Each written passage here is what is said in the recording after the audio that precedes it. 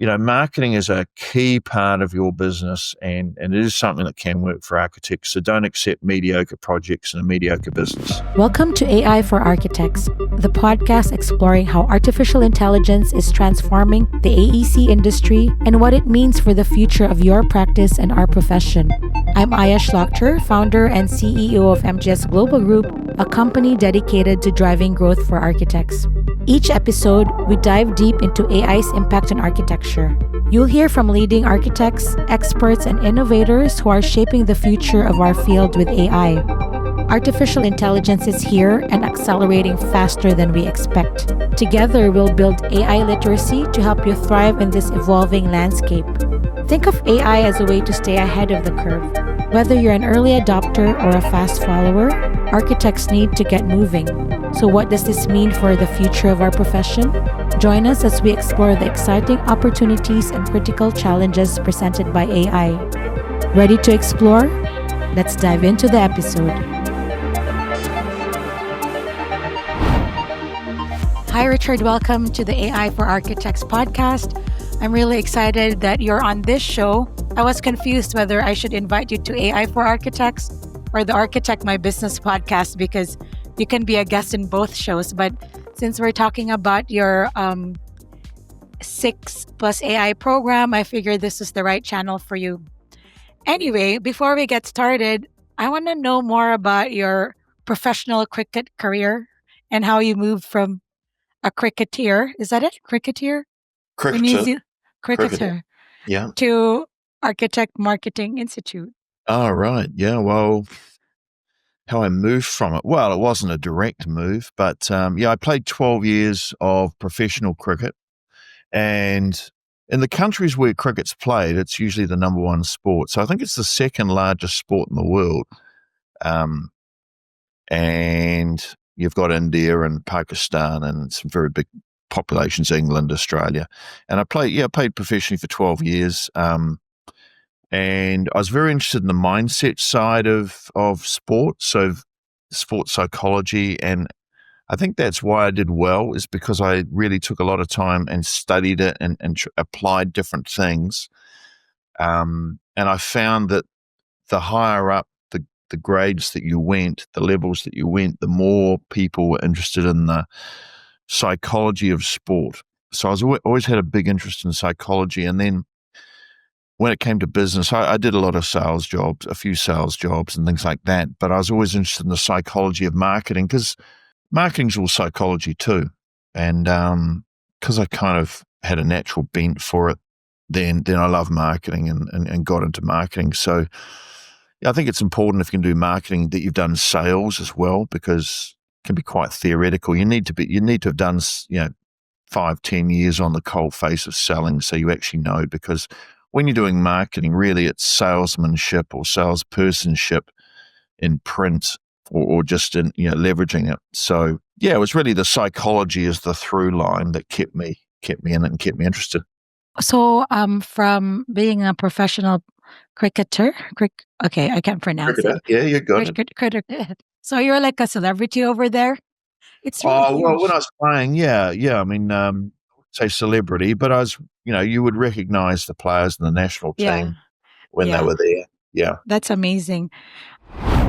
So another question for you is, why Architect Marketing Institute? Why niching towards architecture? This is for people who don't know you. I'm sure a lot of architects know you since you've been in the business for a while, but it's just better for me to know and understand why you picked architects. Yeah. Well, where I started when I was doing marketing is we would run workshops in around New Zealand, and we would get anyone who was selling high ticket items. So I would, and they would come into a 6-month group where they'd work with me once a month for 6 months, and we'd all meet as a group. And I'd have real estate agents and lawyers and accountants and private investigators, people doing house relocations. So anyone. And one of the first things I would teach them is your life's going to be so much easier if you niche and get specialist a bit. And I was certainly conscious of the fact that I wasn't doing that. I was telling them, I could say I was doing big ticket items, so I could get away with it, but I did think every time I get a new client and I've kind of got to learn a whole new industry, and it would be a bit like an architect. Every time they do a new project, if it's something different to what they've done before, there is a lot of learning to do, even though a lot of the principles are the same, there's still a lot of learning. And I had one lady come to one of my workshops, and she rang me up afterwards and said, "Oh, hi, my name's Mona." And she said, I'm ringing you up because you said to call you. And I said, "Oh, well, what do you mean I said to call you?" She said, "Oh, well, your emails." So I had some follow-up emails that must have said, "Give me a call and talk about coaching." So anyway, she called up and she said, "But your marketing, I really enjoyed the session, but your marketing wouldn't work for me. I'm an architect, and besides, I can't afford to work with you anyway." And I said, "Oh, okay." And I thought, well, I don't know. I mean, I assume it would work for architects, but what do I know? I've never worked with one before. So anyway, we spoke for an hour, and at the end of the call, she said, "All right, well, what's the next steps?"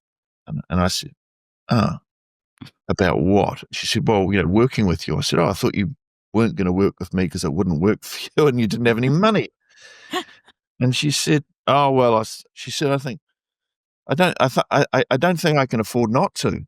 I said, "Oh man, that's a change." Because I wasn't even trying to sell her, because, I was thinking as I was going through the call, this is a waste of time. I mean, this is going to go nowhere. She's already told me. And then at the end, she kind of just said, "All right, how do we start?" So anyway, she was a great first architect to have, because she was such an action taker. So if you told her what to do, and to be honest, I wasn't sure that, what I was doing. I'd never worked with an architect or anything like that. So I wasn't sure that my marketing was going to work for her.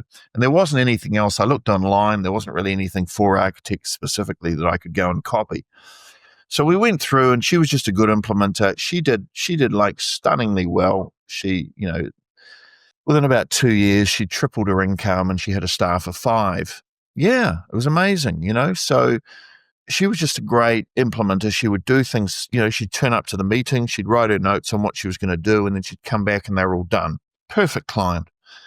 And she did really well. And then she got interviewed by a guy who was running a big podcast that had a big audience. He interviewed her because, she joined his list, and he always sent out an email saying, "How's it going?" And she responded back going, "Oh, I've just tried some new marketing. It's going on really well. I've got this really expensive marketing coach, but it's working." And he was like, "Oh, what? Marketing's working? I've never heard of such a thing."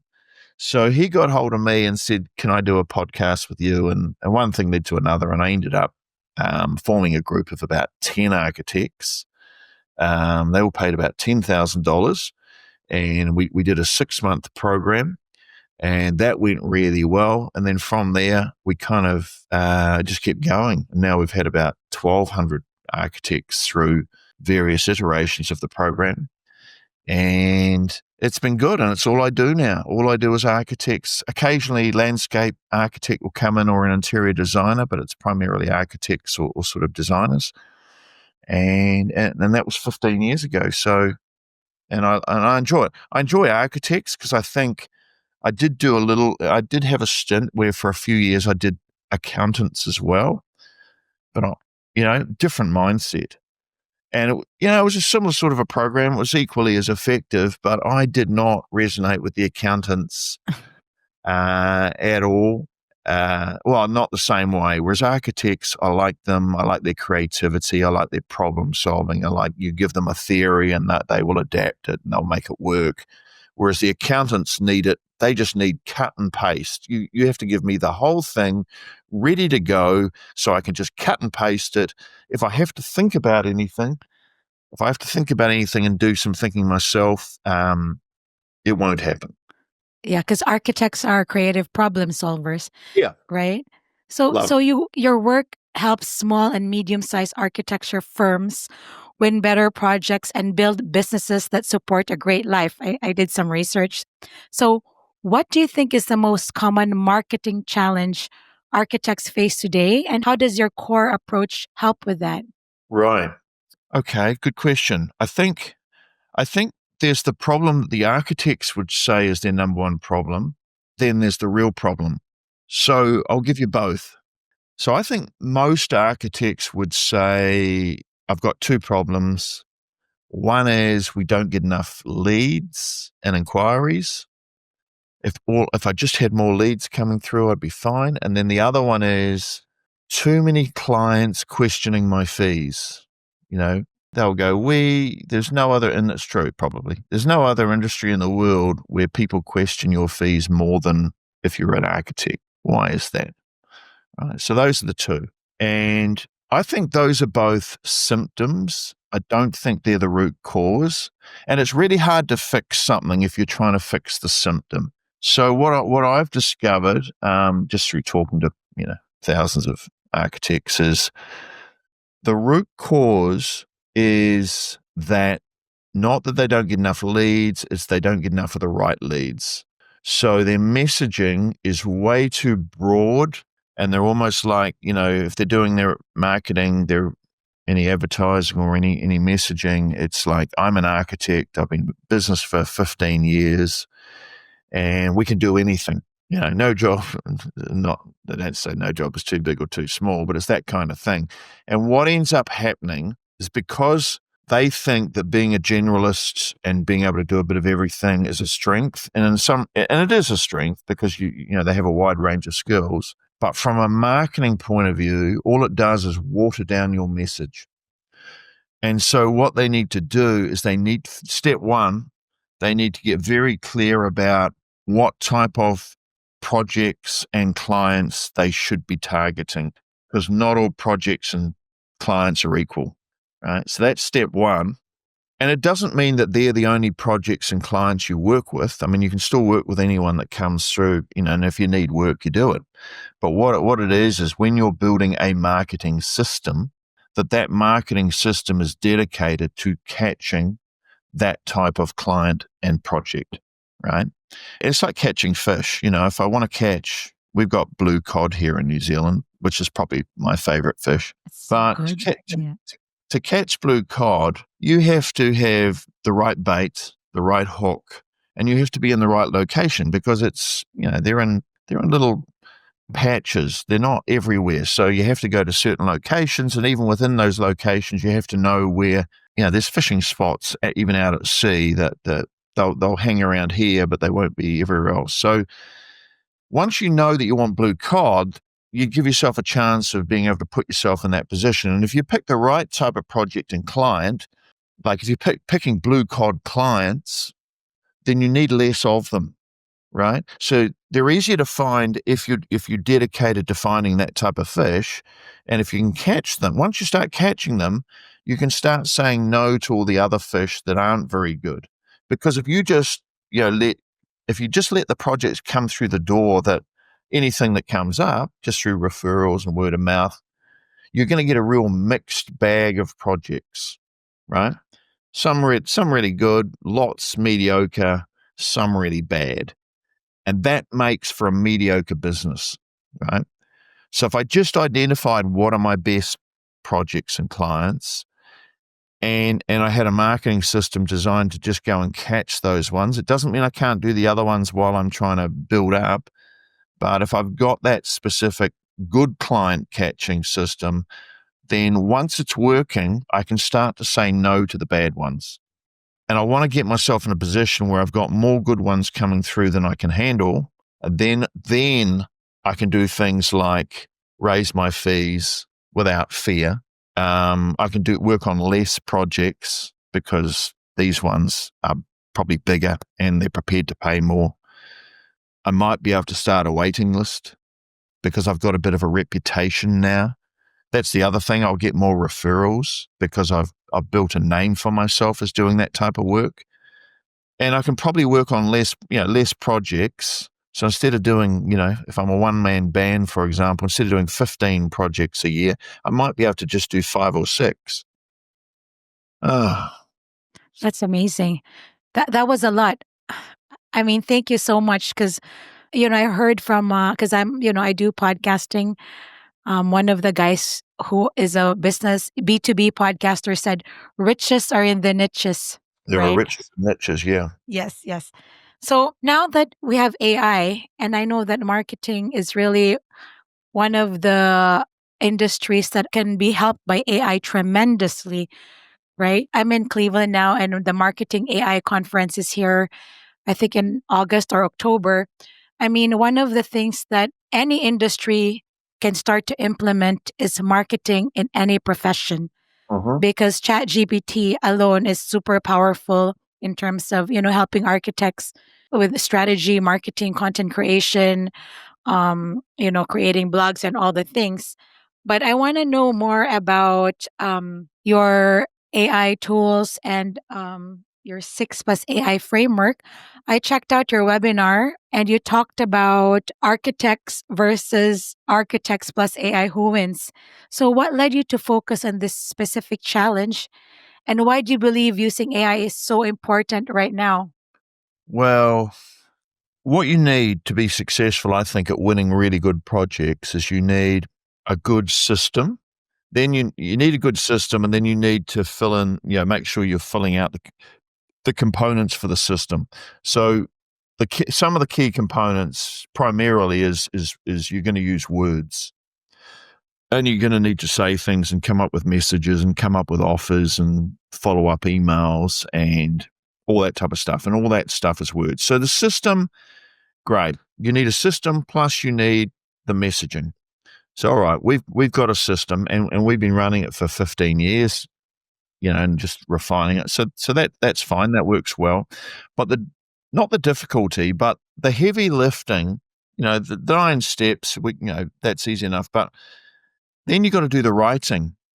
And for an architect to sit down and have to write the emails, write the messages, write the offers, write the reports, write the this, write the that, like it's heavy lifting and it takes a long time. And some of them aren't very good at it. They're not great writers, they're designers, and it just takes so long. And it used to take me so long as well. I'd write a newsletter once a month and it would take me, it would take me the whole week to write this long. It's usually about 12 pages long. And obviously, as you know, and everyone who's used ChatGPT and tools like that, you can get so much done so fast. And it's better quality and it's fast, right? And so the big obstacle of the writing is now no longer an obstacle. If you've got a good system, if you know how to use some of the AI tools, then you've still got to have the right strategy, but it's just so fast. So if you want, I've got a demo I can show you here. If you want to do that. Sure. So before we start, this is part of your SIX+ai overview where you have 15 AI agents, correct? Yes. Yeah. So can you explain what an AI agent is before we move to the demo? Because I saw this demo and it was very mind-blowing. So can you explain what an agent is high level, and then let's go dive into this demo? Yeah, sure. So an agent is effectively, like we have applications on our phone that we might download to our phone, and we download an application. It's like an application, but it's an AI application.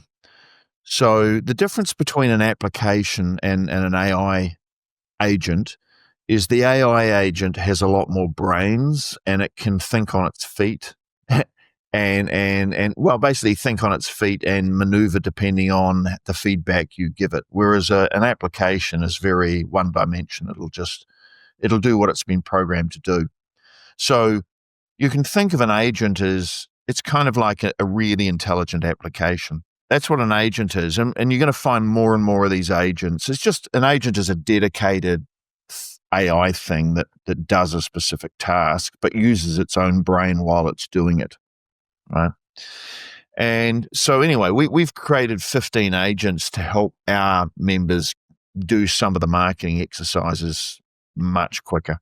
So one of the really important exercises is, because, I said step 1 is sort of set some, in my system anyway, is set some goals. Step 2 is pick a niche. Step 3 is it's not enough just to pick a niche or a type of project you want to win. You're going to have to make sure that you can communicate your value so that people want to connect with you. And so this agent, I call it the $1 million message maker. But it's Maverick, right? This is Maverick, yeah. So we've given each of the agents to try and make them, a bit more fun and personify them a bit. We've given them each of them a face, and they're all very attractive. He is very good looking. He is good looking, yeah. And He's some of very the ladies, Hollywood. he is, yeah. And the ladies are very good looking too. So there's something for everybody.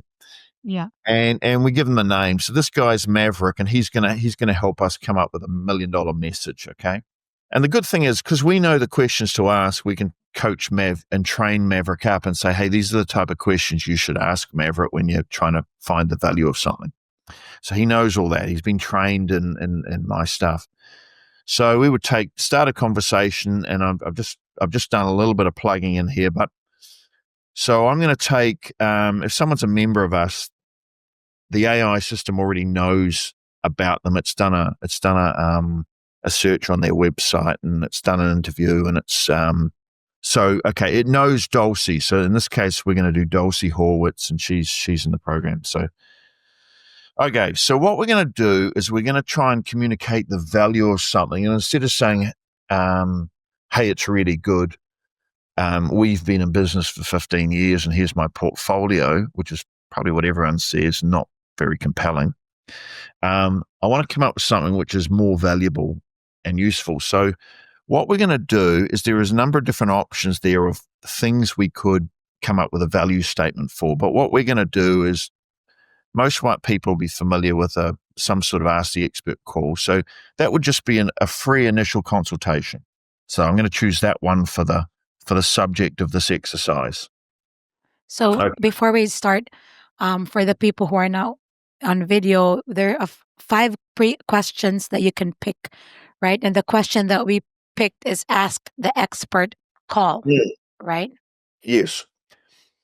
But it could do anything else, because there is a type you can type in and you say, no, I don't want that. I don't want this. Because Maverick's given us 5 options, but we could say, no, I don't want any of those. I want something else. And he's fine with that. Yeah. Right. So step 1 was, which area do you want to focus on? And we've gone, right, free initial appointment. Okay. Because that's what we need. We need appointments, right? So, okay. Now, step 2, he's asking, what's your ideal niche or ideal clients? Now, because he knows Dulcie, because he's done a bit of an exercise on basically, scrolling her website and things like that, he already knows her ideal type of client. So for Dulcie, she said, look, my ideal type of project is homeowners who want to spend, let's say, more than $1 million on the construction. But to be even more specific, I want people who want a creative home. So an arty creative home. And I want to deal with creative people. So she's gone, here's my niche, high-end luxury residential, but then she's picked a little niche within the niche, which is a good idea. So creative people. So she's gone homeowners and couples seeking unique, artistic, and personalized architectural designs. That's what she wants. There's a guy, John Lautner, who was quite famous. I think he's dead now, but he did these homes where they're all built in California, around trees and rocks are in the home, that great big rocks. And then there's slides. She likes that type of stuff. Right. Okay. So we've picked, artistic couples. All right. Now, Maverick is saying, all right, what's the specific problem? If you're going to run an appointment, rather than just say, hey, I've got a free appointment for you, can we hone in on a specific problem? Right? Because people are more motivated to solve problems they already have. So Dulcie, when we did this exercise, she said, the problem that I have is where I've got 2 couples, a couple, and they've both got a slightly different perspective on what they want, and they haven't really come to alignment. So if I was going to pick a problem, that would be the biggest problem that I see that we could offer solving. Okay, so we're trying to come to this meeting, or we're trying to offer a meeting that is stacked with, we're going to solve this if you're this type of person with this type of problem, we're going to solve it with this solution, and the solution will be a meeting. So we can come up with a whole number of different meetings, but all the meetings are going to be problem-centric for a specific type of person.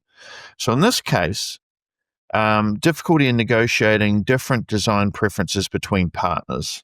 We're going to pick that one as the problem that we're going to create a meeting around. So when you say partners, meaning the husband and wife team, Yeah. they have, and that's super common in residential work. Because when I was practicing, in the traditional practice, I was in the middle of the husband and wife, and I didn't want to be. Right. So that's a great question. That what's the client's name again? You're the architect. Dulcie. Dulcie. Dulcie is that's a great question for Right. Dulcie. Yeah. Right.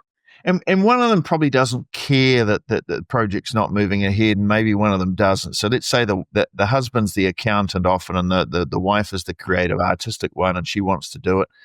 And so when she sees, let's just imagine a situation, she's been frustrated by a husband who's, you know, dragging his heels to some degree, and he wants something slightly different, and she wants this artistic creative space. And then she sees an offer, and we haven't seen it yet, but she's going to see an offer for, hey, if you and your partner are struggling to align on the design or struggling to come together, then we've got a specific session for you. And she goes, oh my God, that's exactly what we need. We need therapy to bring us together, design therapy. And she goes, we've got to book the session. David, it's 3:00 on Thursday, and you've got to be there. It's specifically for people who can't come to an agreement. This is perfect for us, right? So, question 4, we're still answering the questions. We haven't got to that point yet. But anyway, the transformation. How does the Ask the Expert call transform the client's situation from before to after? Okay, so what outcome are we promising? And we've got a few options here that Maverick's given us. Is it provide clarity and consensus on design preferences? Yep. Empowers clients to a clear action plan that represents both partners' preferences? Yeah, it does that too. And facilitates open communication and understanding between partners, resulting in a balanced design approach. Yes. So I'm going to pick 2 of those. I'm going to go, yeah, it brings consensus, and also they end up walking away with a clear action plan. So I'll pick 2 of those. If I had another idea or something else, I could just type that in. That would be fine. So Dulce just picked 2 of the questions that our AI agent Maverick suggested, right? For the solutions. So she picked 2. That's it.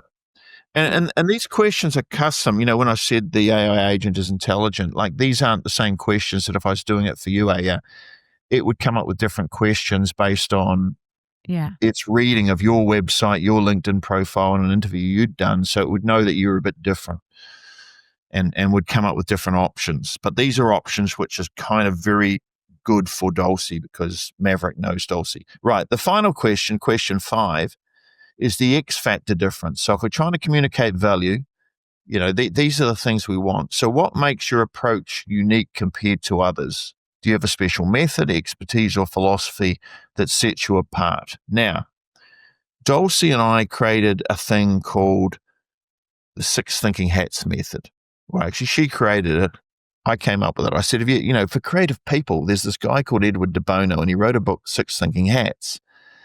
And it's a really creative thinking process. Why don't you get that book, read it, and then adapt it for your clients, as a process? Because what the 6 Thinking Hats does is you go through thinking from a logical perspective, a creative perspective, a negative perspective, a logistical perspective. You have to put on all these different hats and look at it. And sometimes the reason that husbands and wives or partners can't come to agreement is one of them's always wearing the black hat of what could go wrong, and one of them's always wearing the creative hat of we could do this and we could do that and we could do that. And neither of them are wearing each other's hats. And so what the process does is says, rather than stick with one hat, all of us are going to look at this situation from all 6 different hats. And so, Mr. Negative, we're not at the black hat yet. We'll come to that soon. At the moment, we're doing the white hat or the green hat. And so they have to play along and think, what it does is give them way more range of thinking when they're forced to think. And the woman who's the creative one has to put the black hat on when we're doing the black hat. So it gives them a chance to see everything from each other's perspectives, feel heard, and look at the situation. Anyway, so she developed something like that so that she could run that if she was going to pull people together. And it's a fun exercise, particularly for creative people and her. And she runs the Six Thinking Hats thing. And at the end, she comes out with here's a little thing of alignment. Anyway, we could have gone through all this in about 3 minutes flat, but I've done a bit of a long-winded commentary along the way. So anyway, what Maverick's going to do now, it's going to take that information and he is going to craft some paragraphs, sentences that explain very short, in a succinct way, what it is that this Ask the Expert meeting offers. Okay? So he's come up with three options for us, and I'll just read out the first one. The other two are probably similar, but they're just worded slightly different. But the first one says, are you struggling to find common ground in your design preferences? Our Ask the Expert call is here to help. We use the Six Thinking Hats method to mediate differing perspectives, providing clarity and consensus on design preferences. This leads to a harmonious design plan that respects both partners' visions. Experience a personalized approach that reflects your individuality and transforms your space into a unique artistic expression. All right. So this is the bit that AI is really good at, is if you feed it good prompts, it's good at putting it together and writing something that goes, that sounds quite good. That's what I was talking about. Right, but you got to give it, it's like baking a cake. You've got to give it the right ingredients, and that's what we did by answering those questions. Yeah, and also I like this answer because let's say I'm a solopreneur architect and I don't have a mastermind and I wouldn't know what to do, right? If I'm a new architect and I got my first client and I'm not part of AMI or other groups, having this tool can really help me as a new architect navigate this husband and wife, team, right? So this is great. I like it. Yeah. So what are we supposed to do after? Okay. So now we've got, good point. Well, is that it? No. Yeah. That is just the core message. It's not necessarily, you could cut and paste this and put it on your website, but that's not enough. We need more than that. So we'll take that one. There were three options, but we'll just say that one's the best. Now, what we can do now is, all right, well, how would we want to use that message? Where would we want to promote the fact that we've got this meeting and it specifically solves the problem of people not being aligned? All right. So I can take this, and now I've got some options for those that can see it. It says, do you want to make it shorter? Do you want to make the language simpler and easier to read? Do you want to make it more engaging or less salesy? Or do you want to make it longer and more detailed? Do you want to brainstorm how to improve it for your target audience? Create a narrative story. So let's play around with some of these. Let's turn it into a story. Because let's say we're writing an article and we're writing a newsletter, and we want to give an example of a couple that this might apply to. So we're gonna take that idea, that core idea, and we're gonna turn it into a bit of a story. So Maverick is asking us if we want 1 paragraph, 2, 3, or custom length to your choosing. What did we pick? Right, I picked 3. Oh, okay, 3 paragraphs. Now what it's done is it's taken that, now it knows what we're doing and it's come up with the value. It can spin it into different formats. So, here's now we've got a story. So finding harmony in design. It says, in the heart of 1,000 oaks, a couple stood at a crossroads. Emma, an artist with a flair for eclectic, and David, an engineer with a love of clean lines and functionality, found themselves in a design dilemma.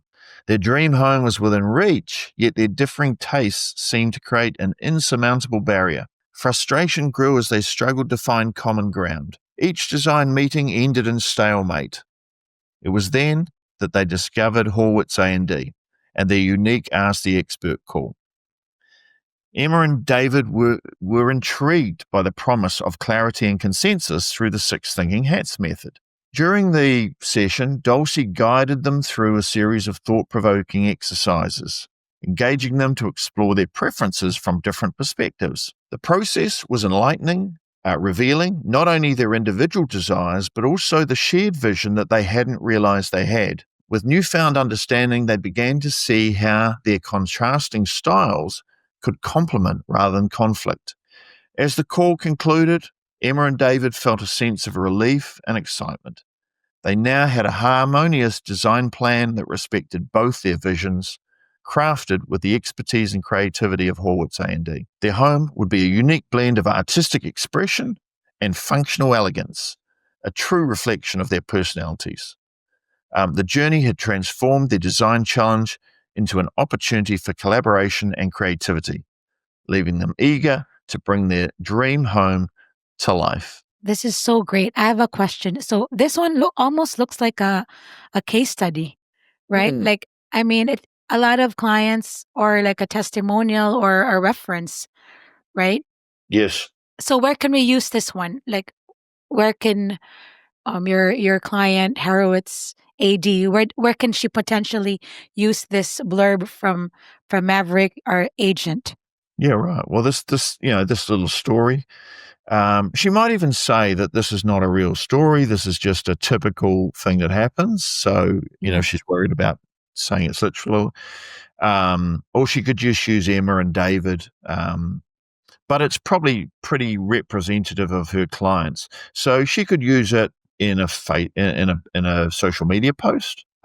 She could use it in a newsletter that she sends out with a call to action saying, hey, if you'd like to book one of these sessions, now that you understand what it's all about, because the story, in some ways, telling a story tells the value of something better than when you literally say, here's the 5 things you're going to get. So in a newsletter, in a social media post, could go in an email to your list if you've got a list. Could be a story that you tell when you're out networking, here's the type of thing that we do, and someone goes, yeah, that would be really good. And they tell a story. Of course, she could take this and she could take a real couple and slot them in, now that she's got the framework for the story, right? That's great. So is Maverick also, he's the $1 million message, right? He helps create the $1 million message. So do you have other AI agents that you think your architects can benefit from? Yeah, I mean, I'm right. sure all of them, but you've Yeah, built 15, right? that's right. So Maverick is the one that helps you with the $1 million message maker. Correct. What other, 2 to 3 AI agents you suggest Yeah, architects should check out? yeah. Well, firm profile maker. So, Yeah. a lot of people want to have a firm profile. What should I say? How should I say it? So once again, someone else, one of the other agents will ask you a series of questions and then go, right, here's a profile for your firm. Picking a niche. One of the agents will ask you a series of questions and help you work through what would be a really good niche for you to focus on. Case study generator. So we kind of, this was similar to a case study, wasn't it? But this one is one that you could send to your client and say, hey, can you answer these questions? You're going to have an AI agent chat to you and put in your responses, and then the agent will create the case study for the client. Website doctor. The website doctor, Dr. Webb. He will, I think it's a he. He will look at your website and he'll give you feedback on how it's performing for SEO and what you can do to improve the effectiveness of your website. He'll do a diagnosis. There's one that creates social media posts and things like that. There's an interesting one. This is probably the most fun one, I think. There's sales coaching. So this one here is, I won't open it up. Probably don't have enough time, but this one here is you'll talk to this sales coach and you'll either do a mock call with him where he pretends to call in and call you, and then you will talk to him like you're talking. Can you do a 3-minute demo? First of all, to my audience, you got to check out the website, because like all these agents, I just want them in my company, right? Case study creator, article maker. Come on. The website doctor. That's right. So can we do a little bit of a demo on the sales coaching, maybe like 2 minutes, 3 minutes? Yeah, Is yeah, that sure. okay? Yeah, Yeah. absolutely. Okay. So what we've got here is okay, I'll just do it. So you start a call, see how we go. And what's his name or her name? This one's Robert. Oh, we can't hear him, Richard. Oh, okay. Maybe I would need to change the settings to allow it to hear But myself. anyway, if we can't do it right now, my question for you is, because I saw this demo already on the webinar. I saw it live in action. Like Yep. he's really helping you with all the things, right? Like Yeah. about sales. Um, can you give an example of, what your sales coach would ask? Yeah, sure. So basically, he calls up. I answer the phone, and he says, "Hey, here's what I'm looking to do," and I ask him a series of questions, and the goal is to get him into a meeting.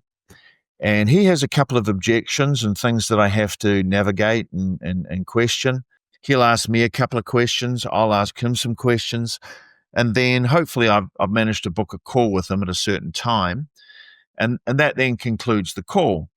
But then what we do is we go to the sales coach and go, right, sales coach, what did you think of how I handled that?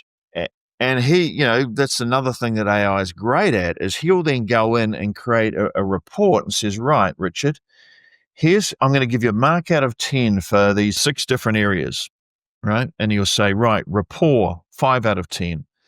Here's what you did well. Here's what you could have said and done a little bit better. And then he'll go, right, understanding the client's needs. I'll give you a 6 out of 10 for that. Here's what you did well, but you could have asked this question. You could have done this. You could have dug a little deeper. And he'll go through all that and basically do a critique and a review of my sales call. And then that's really good. And then I go, okay, so I didn't handle the objection very well. He had some questions around pricing and around something like that. And then I can go, okay, can you give me more feedback go deeper on what should I have said to handle that objection better? And just at a click of a button, the sales coach will then produce what I should have said in detail and why. And so it's like, I don't know, you can learn so fast. And like with AI, as you know, they're not just good. The sales coach is really, really good. And the writers aren't just okay, they're really good writers. So the feedback that you can get, and the other thing you can do is also upload a live call that you might have had with a client, upload that into the system, and it will review a live call that you've had and give you the same sort of feedback. That's really great. Like I'm blown away by the agents that you've created. You thought about everything for marketing. And my question for you too is like, how do architects access all of these agents? I mean, what is the process in getting their agents, proprietary agents for their company? Do they have to do all 15? Can they pick and choose? Well, unfortunately, no, they'd have to join our program. Can I read all the agents? Yeah, sure. So you have, the first is setting you up. So you have firm profile maker and editor, writing style extractor agent, conversation manager. That's an agent, right? And then another one is a niche navigator, Yes. avatar analyzer. Yes. And then the third is value. You have 2 agents for value.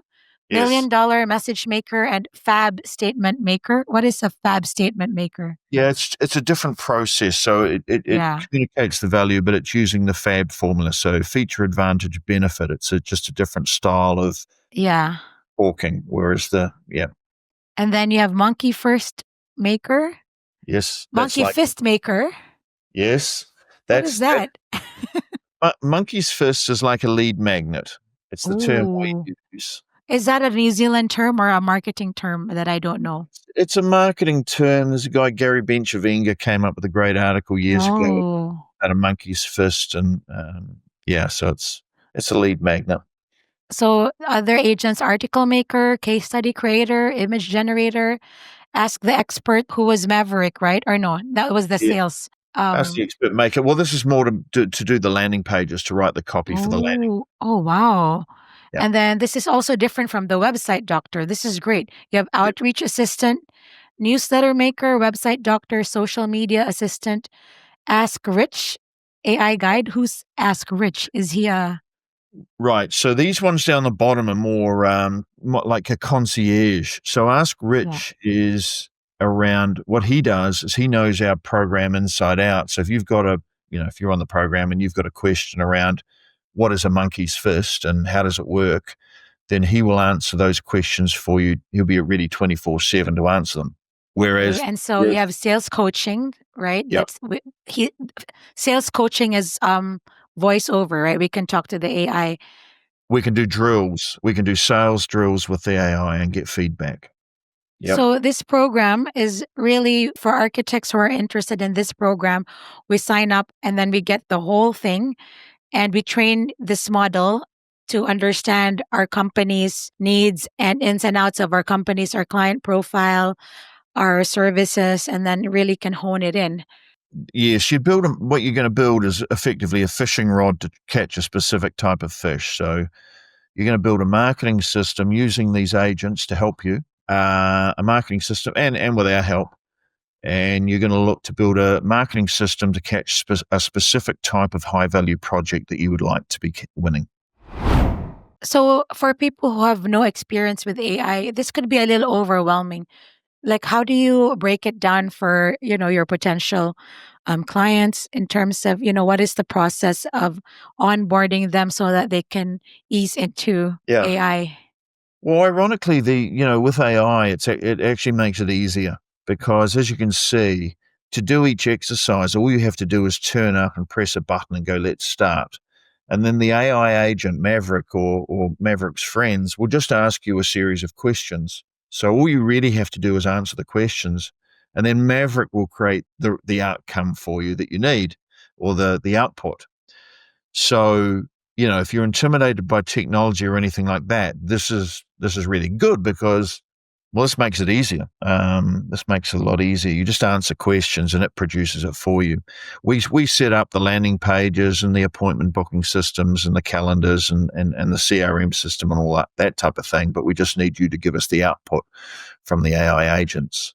It's easier than doing a market. Like I've been doing this for 15 years, and yeah, we tried to make it marketing as easy as possible, but writing the stuff and working out what to say was always the tricky part. I mean, AI is it's unreal, and we don't know how it's going to affect us all. It may take over architecture, and eventually, and it'll probably take over marketing. There won't be any need for me ultimately, but in the meantime, we get to have this fun where we get to use these tools. We're still needed. That's the good thing. We're still needed for at least the next 5 years, maybe 10. So we get to have fun with this stuff. And, if you ever got stuck on sales and marketing because, oh my goodness, I don't like it or I don't understand it or anything like that, that's no longer an excuse anymore because, the AI will almost do a lot of it for you.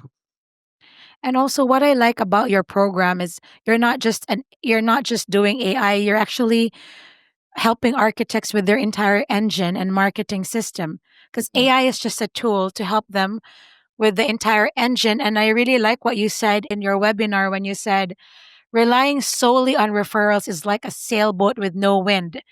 A marketing system is the engine that gives you control. This is so powerful because, again, AI could be part of the marketing engine and there are no excuses, right? A lot of times firm owners, I'm guilty of this too. I get overwhelmed with my work that I don't have time to market. But again, relying on referrals is like a sailboat with no wind. That's so awesome, Richard. Mhm. Well, Yeah. it's all right if the wind's blowing, and sometimes it does blow. Well, that's okay. But Yeah, what do you do when it doesn't blow? You know, that's true. that's so having an engine is pretty handy if you So like. so this AI part is just really part of your entire engine. And if you guys want to check out the engine, it's Architect Marketing Institute, right? arcmarketing.org. Archmarketing.org is our Arch, yeah, website. Yeah, and there's a lot of free resources on that website, like a lot. There's yeah. blogs that explain how to do things and what to do. We've got webinars that you can go and watch. I'm about to start a weekly sort of live marketing session that I'm going to be running. So yeah, there's lots of tools and resources, probably more than anywhere else for architects. And there's a lot of free stuff that you can get. So what are you promoting now, or any exciting new projects? Where can we find you? How do we connect? Probably through the website, but if people want to reach me directly, they can send me an email, richard@archmarketing.org, ARCH, so archmarketing.org, richard@archmarketing.org. They can send me an email if they want there, or through the website. What about the SIX+ai overview? Where can we find that? Is that on the website as well? Yeah. Before people come into a program like that, they'll do a game plan call with us. So I can give you a link for that, and I should be more organized. But they do a game plan call. We'd work out where they are now, where they want to be. We'd come up with a roadmap for them, and then we'd say, if you want to see how we would help you bridge that roadmap, then we can take them through the SIX program in detail, and they can have a look at that. Yeah. Once you give me the link, I'll put it in our show notes for the SIX+ai program, right? Yeah. All right. Any parting thoughts to architects in the age of AI? General thoughts? Yeah, just in general, I think you're only as good as the projects you can win. So my advice is, don't be content with just mediocre projects. If all you're doing is relying primarily on word of mouth and referrals to run a business, and you're a bit frustrated with a mixed bag of projects, just know that there are tools out there, and we have a lot of free tools on our website.